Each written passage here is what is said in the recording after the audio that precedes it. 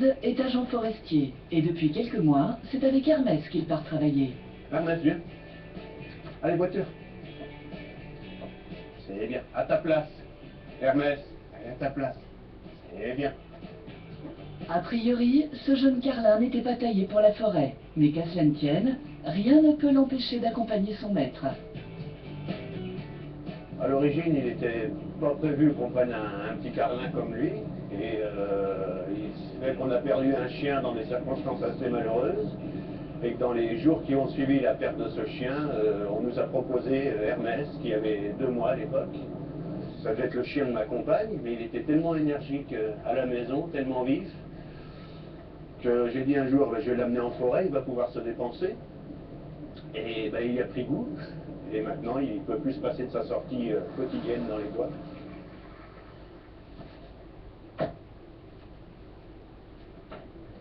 Ouais. Moi, je suis donc agent patrimonial, donc j'ai en charge la gestion de ce qu'on appelle un triage. Donc j'ai à ma charge 2000 hectares de forêt. Tout ce qui est gestion, ici on est dans des forêts de production, donc le but c'est de produire du bois de chêne de qualité. Donc c'est suivre l'évolution de la forêt du stade semis, c'est-à-dire quand le chêne germe dans les bois jusqu'à sa récolte à l'âge de 150-160 ans. Les abattages, c'est surtout l'hiver. En ce moment, je viens de réaliser ce qu'on appelle les ICA, les indices kilométriques d'abondance, pour faire un suivi du gibier, du chevreuil notamment. Donc ça consiste à un circuit de 6 km le matin et la même chose le soir. Donc beaucoup de marche, oui. Le matin, il suit sans aucun problème. Hein. Il en fait même plus que moi, puisque lui, il zigzague comme tous les chiens, il ne marche pas droit.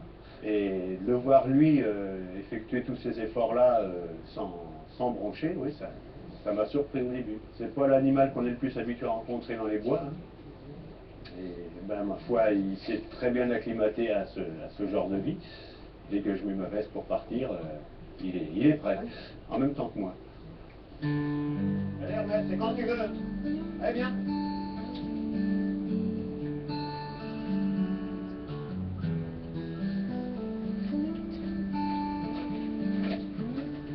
Hermès est le tout premier chien de ce cheval de la forêt, une découverte qu'il doit à sa compagne, Aurélia.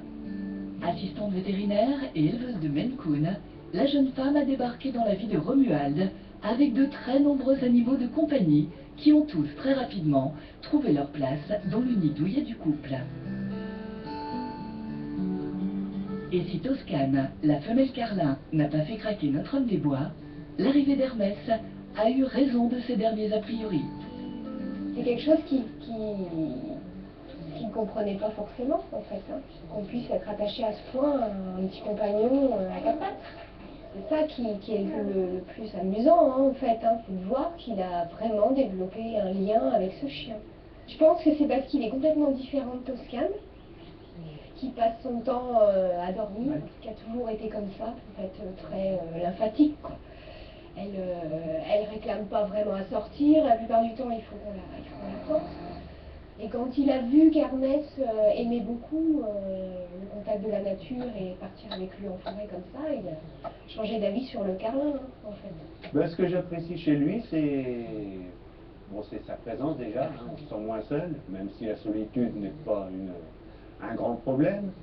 Mais c'est vraiment cette fidélité, cette sincérité chez lui. Quand il vous regarde, on sent qu'il vous comprend, qu'il essaie de communiquer des choses. Et c'est vraiment, oui, c'est un amour vraiment sincère du chien pour son maître.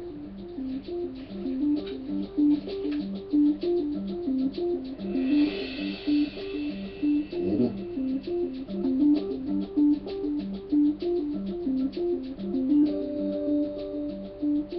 2 fois par semaine, Romuald rejoint ses collègues de l'Office national des forêts, l'ONF.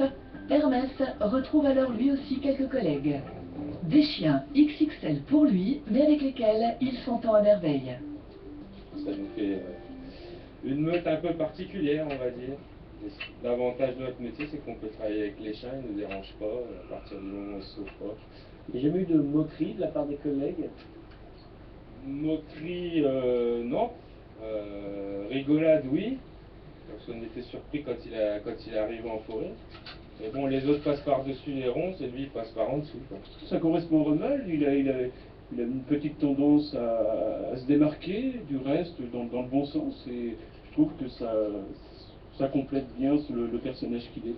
Tous les chiens apportent quelque chose à leur maître, et peut-être que chez Rommel, Hermès apporte comme une sérénité. Dans le cadre de mon travail, d'avoir Hermès avec moi au quotidien, ça a quand même changé beaucoup de choses, même bon, ici on est dans des forêts pas très fréquentées, mais il y a quand même les bûcherons, les débardeurs qui viennent travailler là régulièrement, quelques promeneurs. Il y a un relationnel qui se crée déjà sur le chien en premier lieu, pour savoir comment il s'appelle, ce que c'est comme race, puisque surtout un chien de cet aspect-là, c'est pas très fréquent, les gens ne sont pas très habitués à en voir. Ça m'oblige presque parfois à aller vers les gens, chose que je ne faisais peut-être pas avant.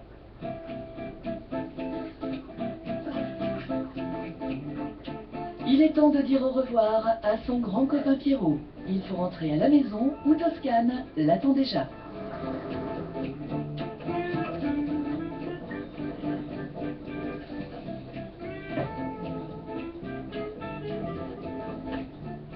Généralement, ils sont contents de se retrouver l'un comme l'autre. Donc Hermès, il lui reste toujours un peu d'énergie pour embêter Toscane. Toscane, elle est contente aussi de retrouver son compagnon de nuit, on va dire, ou de farniente. Je ne sais pas si Hermès lui raconte sa journée, et si elle a des choses à dire sur ce qu'elle a fait ou pas fait à la maison. Mais voilà, ils se retrouvent sans problème. Bien, Toscane. C'est bien. Pour la famille, le bilan de cette adoption est plus que positif. De belles amitiés sondées, et ce n'est assurément qu'un début. Demain, une nouvelle journée dans les bois l'attend. Il est donc temps de plonger dans les bras de Morphée. Pas question de renier ses origines mythologiques.